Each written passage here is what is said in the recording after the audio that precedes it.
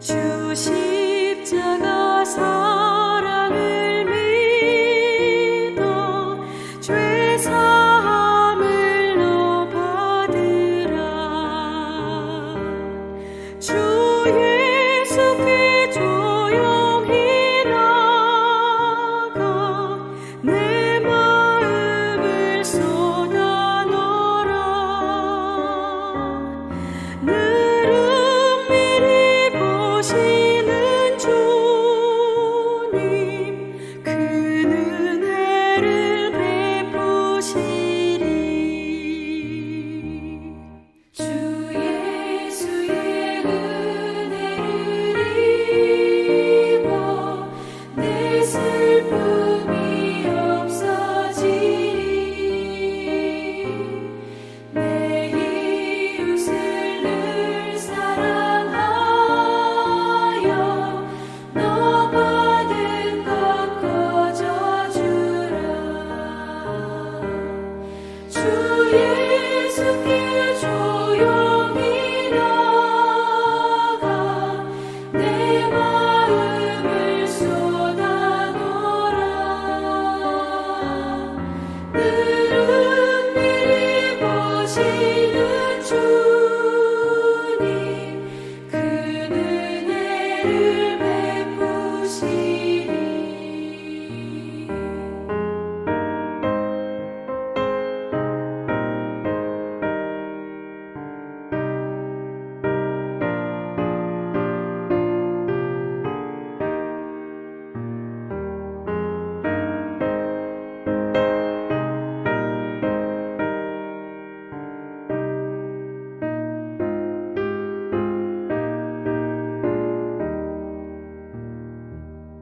주 예수를 친구로 삼아 늘 내 옆에 모시어라.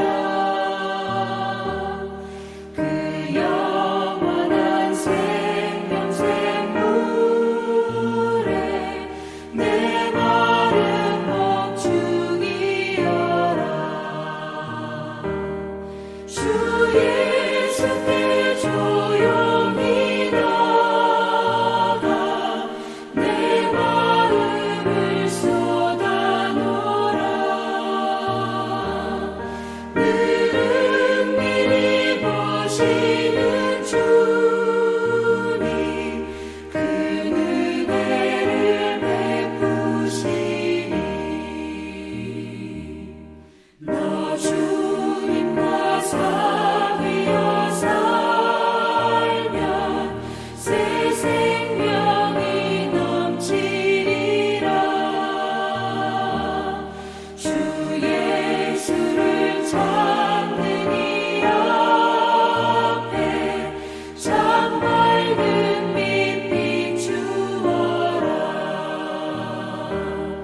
주 예수께 조용히 나가 내 마음을 쏟아 놓으라. 늘 은밀히 보시는 주님, 그 은혜를 베푸시리.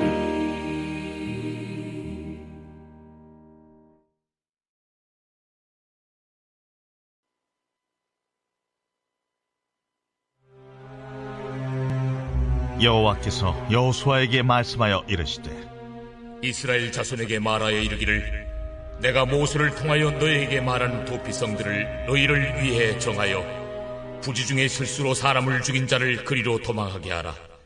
이는 너희를 위해 피의 보복자를 피할 것이니라. 이 성읍들 중에 하나에 도피하는 자는 그 성읍에 들어가는 문 어귀에 서서 그 성읍의 장로들의 귀에 자기의 사건을 말할 것이요 그들은 그를 성읍에 받아들여 한 곳을 주어 자기들 중에 거주하게 하고 피의 보복자가 그의 뒤를 따라온다 할지라도 그들은 그 살인자를 그의 손에 내주지 말지니 이는 본래 미워함이 없이 부지 중에 그의 이웃을 죽였음이라. 그 살인자는 회중 앞에 서서 재판을 받기까지 또는 그 당시 대제사장이 죽기까지 그 성읍에 거주하다가 그 후에 그 살인자는 그 그 성읍 곧 자기가 도망하여 나온 자기 성읍 자기 집으로 돌아갈지니라 하라. 이에 그들이 납달리의 산지 갈릴리 게데스와 에브라임 산지의 세겜과 유다 산지의 기럇 아르바 곧 헤브론과 여리고 동쪽 요단 저쪽 루벤 지파 중에서 평지 광야의 베셀과 갓 지파 중에서 길르앗 라못과 므낫세 지파 중에서 바산 골란을 구별하였으니 이는 곧 이스라엘 모든 자손과 그들 중에 거류하는 거류민을 위하여 선정된 성읍들로서 누구든지 부지 중에 살인한 자가 그리로 도망하여 그가 회중 앞에 설 때까지 피해 보복자의 손에 죽지 아니하게 하기 위함이라. 오늘 추석 명절인데 누군가는 좀 분위기를 내면 좋겠다 싶어서 한복을 또 입어봤습니다. 오늘 말씀은 피할 길을 주시는 하나님이라는 제목으로 하나님 말씀 전하겠습니다. 우리 오늘 본문에 보니까 하나님께서 이스라엘 백성들에게 도피성에 관한 제도를 말씀해 주십니다. 도피성 말 그대로 자기 몸을 피할 장소가 됩니다. 자기 몸을 안전하게 맡길고 피난처가 될 수도 있고 또 도피처, 성읍이기 때문에 도피성 이렇게 말을 합니다. 사람 사는 사회는 이런저런 일들이 항상 일어나게 되죠. 또 이런저런 일들이 일어나는 그 중에는 큰 일도 있고 작은 일도 있고 또 위급한 일도 있고 중대하고 위중한 일이 있는가 하면은 또 그렇지 않은 일들도 있게 마련이고 또 그 안에서는 사람이 다치거나 피해를 보거나 죽는 그런 경우도 있을 수 있습니다. 문제는 이제 사람이 죽는다는 것은 심각한 문제고 사람이 죽으면 한 사람이 죽는 것으로 끝이 나느냐 그게 아니고 일단 유족이 발생하면 그 가족들이 있지 않습니까? 그러면 내 사랑하는 가족이 죽었다 한다는 것은 그냥 넘어갈 수가 없고 사건의 정황을 파헤치고 싶어하는 당연히 그런 마음이 있을 수 있고 그러다 보면은 막 분해, 막 노에 휩싸여서 이걸 보복하겠다 그런 상황까지 발생할 수가 있습니다. 맹렬한 분을 가지고 그 가족들 중에 이것은 온당치 않다 하고 달려들면은 다시 또 칼을 들고 너도 죽어라 하고 달려들면은 이제 문제가 커지는 것이죠. 더구나 히브리인들은 율법을 받을 때 원래는 그런 의미가 아니긴 한데 이게 오늘날까지 많은 사람들이 잘못 오해를 하는 것 중에 하나가 눈에는 눈, 이에는 이 하면서 이 하나님께서 히브리 백성들에게 이 법을 주실 때 보상법으로 예를 들어 이제 판결을 해야 되죠. 판결을 해야 되는데 이 사람이 A가 B에게 이만한 어떤 이를 빠지게 할 정도, 이를 다치게 할 정도의 상해를 입혔습니다. 그러면 너가 가해자가 다시 그 사람에게 그만한 것으로 보상을 해줘라 해서 그 무게가 비슷하도록 보상을 해주면 여기는 그 심정이 팍 이렇게 그래도 가라앉을 수가 있겠죠. 그럼 보상법으로 판결법입니다. 판결법. 판결을 할 때. 그렇게 하면 이해가 되는데 우리 많은 사람들은 내가 판결하려고 하죠. 이건 보복이죠. 그래서 네가 내 눈을 빼게 했으면 나도 네 눈을 빼게 하고 이런 동일 보복법, 내가 당한 대로 보복을 하겠다. 문제는 이제 인류 역사가 칼을 들고 오면 칼로 맞서게 되고 총을 들고 나오면 나도 총으로 들고 나가고 이제 이렇게 되면 이거 전쟁 나는 것이고 사회는 피바다가 되겠죠.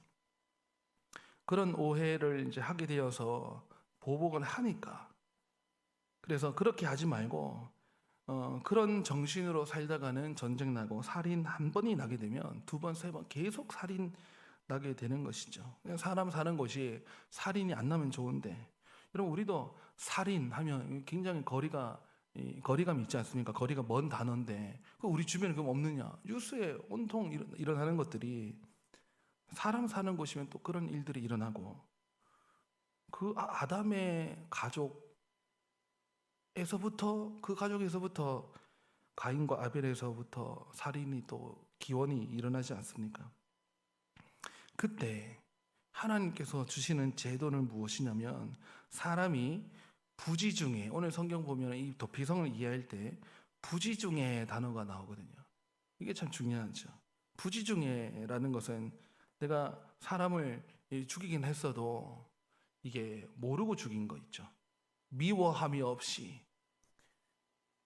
우발적으로 그냥 상황이 막 어떻게 굴러가게 되어서, 다시 말하면 실수로 내가 남을 해하게 될 때 그런 건에 대해서는 하나님께서 적어도 그 사람은 우발적으로 자신도 모르게 그 해프닝이 일어난 것이기 때문에 생명을 유지해서 목숨을 계속 지켜나갈 수 있는 길을 내주신 거죠.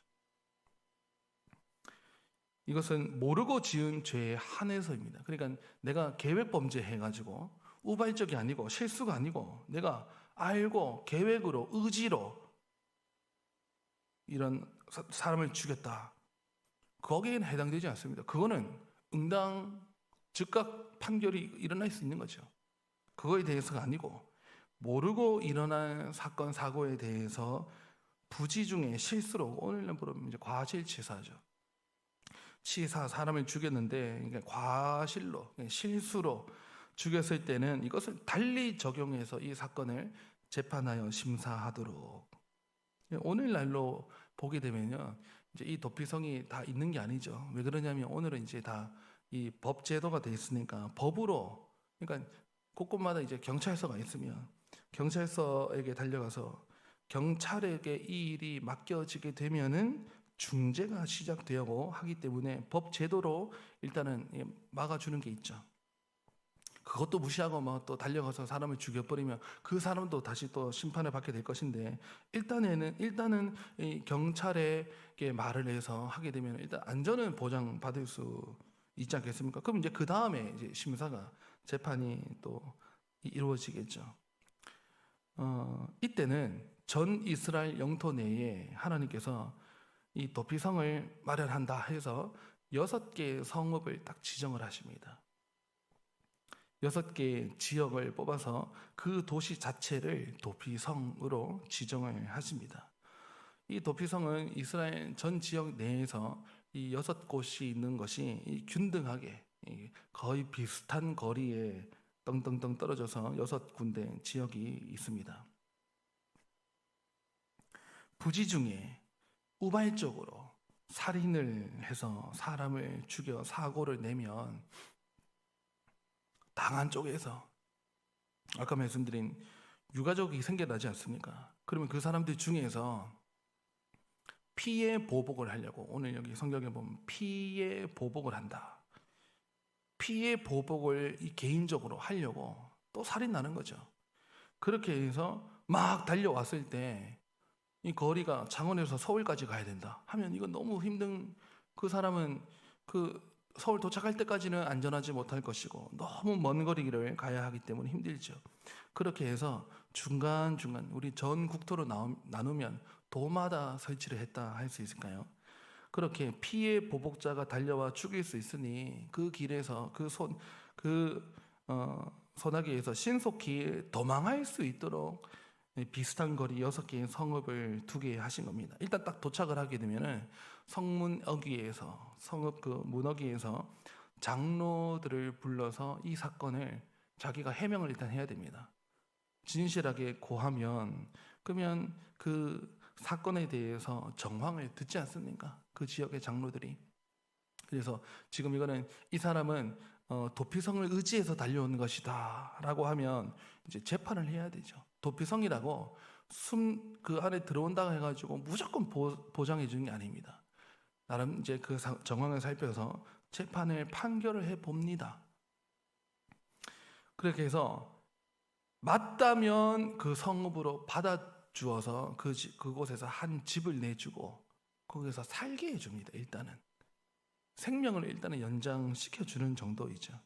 근데 만약에 재판을 해봤는데 이 사람이 우발적으로가 아니고, 들어보니까 이건 명백한 이거는 계획 살인이었다, 그래서 우발적인 것이 아니라고 해야 한다면, 그는 이제 이 도피성이 그 살만한 일로 간주가 안 되는 것입니다. 해당이 안 되면 어떻게 하느냐? 다시 성 밖으로 내보냅니다. 성 밖으로 나간다는 것은 안전선 밖으로 나가는 것이죠. 그러면 거기 누가 기다리고 있느냐? 피해 보복자들이 달려와서 지금 이 사람 재판이 어떻게 하는가 보고 있는데, 그게 아니고 그렇지, 그러면 그렇지 하고 판결이 아니라고 하는 쪽으로 나오면 유족들의 손해로 넘겨주면 유족들이 알아서 처리해도 그것을 묻지 않는 걸로, 잘못을 묻지 않는 걸로. 그래서 일단은 사람이, 내가 부지 중에 사람이 정말 죽여버리는 그런 큰, 이건 실수라고 하기도 참 그런데, 어쨌든 사람이 죽어나가는 그런 사건이 생긴다 하면 일단은 나는 이거 내가 실수였고 계획된 게 아니고 우발적으로 일어난 사고다 하면 도피성으로 일단 달려가야 됩니다. 그래서 장로들에게 자기의 사건을 맡기고 해명하고, 인정이 되면은 이제 자기가 사는 지역에서 더 이상 살지 못해요. 나오는 것이에요. 저는 이게 하나님께서 세밀한 간섭을 하시고 생각을 하셨다 하시는 것 하는데, 예를 들면 우리가 흔히 하나님은 사랑의 하나님, 용서의 하나님, 공의는 온데간데 없고 사랑의 하나님만 해서 그 해줄 수 있지 뭐 해서 도피성에서 인정받아 가지고, 만약에 도피성에서 재판을 했는데 그게 맞다 해가지고 도피성에 사는 게 아니고, 이 사람은 살게 해 주어라 하고 다시 본 성읍으로, 자기 살던 성읍으로 온다 해보세요. 그럼 이제 그때부터는 누구 억장이 무너집니까? 유족들의 억장이 무너지는 거죠. 그 사람의 판결은 나왔다고 하는데 내가 그 사람들을 우리가 용서하지 않았는데 저 사람들은 뭔가 용서가 다 입증돼가지고 죄가 명백하게 깨끗한 것이다 해가지고 나와 함께 다시 그 사는 사회로 돌아온다는 것은 유족들의 마음을 무시하는 처사가 되는 것이죠. 그래서 하나님께서 그 사람의 목숨은 살려주되 너희 본성으로 돌아가는 것이 아니고 이 도피성에서 당분간 살도록, 결국에는 자신의 공동체에서 이탈돼 나오는 정도의 단절은 발생하는 것입니다. 그럼 언제까지 사느냐? 오늘 성경에 보니까 대제사장이 죽을 때까지. 도피성에서 살되 대제사장은 한 명이죠. 근데 그 대제사장이 죽을 때까지니까, 그러면 죽을 때까지라는 것은 알 수가 없는 것이고 기간이 정해진 건 아니기 때문에 그 도피 성읍에서 1년이든 5년이든 10년이든 살게 되는 것입니다. 그러다가 대제사장이 죽었다 하는 것이 들리면 자기 살던 성읍으로 그때는 돌아가도 좋다 해서 복귀를 하게 또 해주는 길까지도 마련해 놓은 요 제도가 도피성 제도입니다. 그런데 여기서 우리가 또 눈여겨봐야 할 것은 그 기간 중에 대제사장이 죽으면이라고 하는 이 조건이 하나 붙죠. 그러니 이런 걸 보면은 하나님께서 아까 말씀드린 대로 사랑의 하나님, 또 용서해 주신 하나님이라 해도 하나님이 공의의 팔을 절대 잃어버리지 않고 공의의 심판을 한다 해도 사랑의 이 한쪽 팔을 또 하나님께서 놓지 않으십니다. 공의와 사랑과 공의는 같이 가는 거죠. 우리 하나님께서 이걸 아주 균형 있게, 왜냐하면 우리 하나님 자체가 공의 하나님이시면서 사랑의 하나님이시고 긍휼의 하나님, 용서의 하나님이시면서 하나님은 이 법 제도는 항상 사각지대가 있고 회색지대가 있고 적용이 안 되는 데가 있고 CCTV가 아무리 많아도 보지 못하는 구석이 있고, 그런데 우리 하나님은요, 공의의 하나님의 그 시선은 안 가는 곳이 없고 모든 것들을 나중에 훗날 저와 여러분이 믿는 자건 안 믿는 자건 신불신간에 나중에 우리가 하나님 앞에 서게 되면은 공의의 하나님 앞에 서게 되어서 우리의 죄가 다 낱낱이 드러나게 될 것입니다. 그때 동시에 사랑의 하나님의 그 하나님께서 주신 은혜의 법 예수 그리스도 안에 있으면 죄 사함을 얻는다. 우리 오늘 찬송에도 너 예수께 조용히 나가 내 모든 짐 내려놓고 주 십자가 사랑을 믿어 너 죄사함을 너 받으라. 늘 은밀히 보시는 주님 큰 은혜를 베푸시리. 우리 하나님 은혜의 하나님이면서 사랑의 하나님, 그 하나님께서 이 도피성은요 그냥 들어오기만 하면 무조건 산다 이게 아닙니다. 들어와서 다 재판도 합니다. 판결도 해보고 부지 중에 일어난 것이라고 한다면 이 사람 모르고 했지 않느냐 하고 또 그 가해자긴 하지만 고의성이 없는 가해자를 또 보호해 주시는, 또 유족들의 마음도 헤아려서 그 사람이 지금 이 성읍에서 나갔다, 그 사람 단절됐다, 그 사람은 알아서 또 판결 받을 것이다 하고 유족들의 마음을 헤아려주고 이 사람은 성읍으로 보내서 언제까지? 대제사장이 죽을 때까지. 결국 다시 말하면 대제사장이 죽었습니다. 그럼 이 사람은 풀려나게 됩니다. 다시 자기 성읍으로 돌아가는데 그땐 이미 값을 치른 것으로 보는 거예요. 근데 누구 값을 치른 것이냐? 이 사람 당당하게 살아나가는데 누구 값을 치른 것입니까? 누군가는 죽었어요. 누굽니까?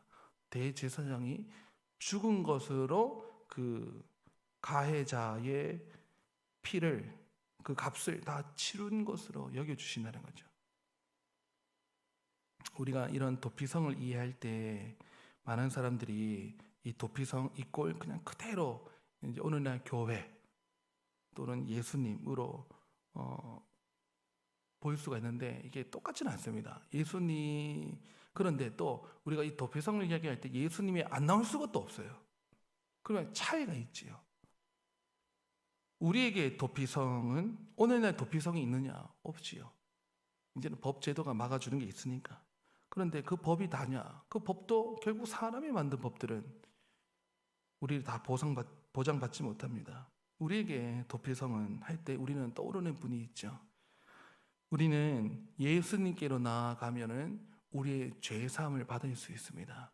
도피성과 예수님의 우리의 피난처가 되실 때 예수님의 피난처와 도피성은 큰 차이가 있습니다. 또 커버하는 영역도 다릅니다. 부지중의 정도의 죄를 막아줄 텐데 도피성은 예수님께는요, 우리 로마서 5장에 우리가 알다시피 우리가 아직 죄인 되었을 때, 여러분 우리가 죄사함 받는, 예수 안에 들어가서 은혜 받는 그 죄사함의 은혜는 우리가 고의성이 없는 죄만 받느냐? 아니요. 여러분 저와 여러분은 우리가 안 걸린 죄인이에요. 우리 다 가해자입니다. 우리 다 죄가 있어요. 누군가를 죽인 가해자냐? 아니요. 우리 마음으로도 그럴 수 있지만 우리가 살면서 지은 죄, 우리가 유치장이 안 들어가고 우리가 구속이 안 됐을 뿐이지 우리 다 가해자고 우리 다 죄인이란 말이에요. 다 심판받아가지고 죄의 삭선 사망, 우리가 죽어 마땅한 우리인데 우리가 어떻게 살게 되었느냐면 예수 그리스도라고 하는 도피처로 들어간 것입니다. 피난처로. 근데 그 예수님은, 예수님께 나온 자들은 예수님께서 다 받아주신다는 거. 이런 거는 도피성의 그 범위와는 완전 차별이 또 우리가 볼 수 있는 거죠. 목숨뿐만 아니고 영혼을 맡기고 영혼이 안전을 보장받을 수 있는 곳, 예수님 품이라고 하는 것이죠. 우리는 도피성, 우리가 지금 도피성을 배워가지고 도피성 제도를 우리가 살 것은 아닙니다. 도피성은 없습니다. 그렇다면 우리는 무엇을 우리가 피난처로 여기고서 가야 할 것이냐? 영적 피난처가 있죠. 우리 육신의 이 몸은 언젠가는 다 죽고 할지라도 우리는 영원토록 보장받을 곳이 있습니다. 그 품이 예수님 품이라고 하는 것. 여러분 예수님 안에 들어오는 자는 모두가 영접받습니다. 예수님께 안 나와서 그렇지 예수님께 나오는 자는 값없이 예수님에게서 나오는 젖을, 포도주를 마실 수 있고 젖을 받을 수 있고 예수님께 나오는 영원한 효험을 받을 수가 있다는 것입니다. 저와 여러분 우리 오늘 주일로 하나님 앞에 모여 있습니다. 오늘 우리 다 같이 예수님의 품 안으로 들어갔으면 좋겠습니다. 예수님의 품 안에 들어가 하나님 이 죄를 살려주시옵소서. 부르는 자는, 예수 이름을 부르는 자는 구원을 얻게 된다는 것, 우리가 다시 한번 이 새벽에 우리 마음속에, 우리 심령 속에 새기기를 원합니다. 오늘 우리가 도망갈 이 물리적 거리가 있는 그런 도피성은 없지만 저와 여러분이 항상 우리 마음속에 난 길로 인해서 달려갈 길이 있습니다. 그 성읍이 있습니다. 하나님 아버지 계시는 하늘 성읍, 예수님이라고 하는 그 피난처로 여러분 몸과 영혼을 숨기실 수 있기를 바랍니다. 그럴 때 피의 보복자 사단 마귀가 우리에게 달려올지라도 예수님께서 하나님의 그 아들 독생자를 피 흘리게 하심으로 피값을 치렀다 하는 것을 우리를 받아주셔가지고, 그 피는 인간의 피가 아니기 때문에 우리를 영원토록 죄사함을 얻게 하는 효험이 있어서 우리를 받아주신다는 것. 이 안식과 이 복음 속에서 여러분 자유하시면서 하나님께 자유한 만큼, 내가 자유를 누렸다는 것을 아는 만큼 감사하면서 오늘 예수님의 품 안에서 예배하고, 이 추석 명절도 예수님의 그 피난처 안에서 감사함으로 살아가실 수 있는 우리 복된 감정교회 성도님들 다 되시기를 바랍니다. 우리 함께 기도하시겠습니다. 너 예수께 조용히 나가 내 모든 짐 내려놓고 주 십자가 사랑을 믿어 죄사함을 너 받으라. 주 예수께 조용히 나가 내 마음을 쏟아놓으라. 늘 은밀히 보시는 주님 큰 은혜를 베풀어 주실 줄 믿습니다. 하나님, 우리의 영원한 도피처가 되시고 피난처가 되시는 예수님께로 나아갑니다. 주여, 우리를 받아 주시옵소서. 이 죄인 사람을 죽인 것보다 오히려 더한 죄들이 우리 안에 너무나도 많습니다. 우리가 사람을 죽였다는 사람을 뉴스로 보면서 우리가 비난하고 손가락질하지만, 하나님, 그 손가락이 결국에는 나를 향하고 있음을 우리가 부인할 수 없고, 그만한 죄를 나는 더 지었음을 각자 스스로는 느끼고 알 텐데, 주여, 이 죄인된 저희들을 용서해 주시옵소서. 성경 말씀 그대로, 하나님 말씀 그대로 우리가 아직 죄인 되었을 때, 우리가 아직 연약할 때, 우리가 완악할 때에 우리에게 대한 하나님의 사랑을 확증하여 보여주신 하나님, 그 말씀을 믿습니다. 주여, 우리는 부지중도 아니고 우리가 때로는 알면서도 또 때로는 모르고 알게 모르게 지은 죄가 너무나도 많은데, 그런 우리를 예수님 품 안으로 피난하게 하시고 이곳에서 영원한 안식 보장해 주시니, 주여, 도피성에 줄 수 없는 큰 은혜를 저희들에게 내려주시니 감사합니다. 하나님, 우리가 물리적 거리를 달려갈 것은 아니지만 우리 마음의 난 길로, 우리 마음 속으로, 우리가 마음에서부터 하나님, 영원하신 하나님, 눈에 보이지 않는 그러나 살아계셔 역사하시는 하나님께로 나아가오니, 주여, 우리를 받아주시고 그 예수님의 품 안에서 우리를 살려주신 만큼 감사함으로 하나님의 사람이 되어 하나님의 성읍에서 하나님 영원토록 살 때에 모든 우리에게 구원의 은혜 주신 하나님 앞에 영원토록 고개 숙여 감업한 마음으로 살아가는 저희들이 되게 하여 주시옵소서. 오늘 거룩한 주일 주님 앞에 나와서 우리의 마음을 쏟아놓습니다. 주여, 은밀히 보시는 중에 우리의 기도를 들어주시고 우리의 예배를 받아주시고 우리의 삶 속에 주여 찾아오셔서 동행하여 주시옵소서. 하나님의 은혜에 감사를 드리며 예수님의 이름으로 기도드립니다. 아멘. 우리 다 같이 오늘 예배를 위해서, 복된 주일과 또 맞이하는 이 추석 명절을 위해서, 여러분의 가족을 위해서, 교회를 위해서 자유롭게 기도하시겠습니다.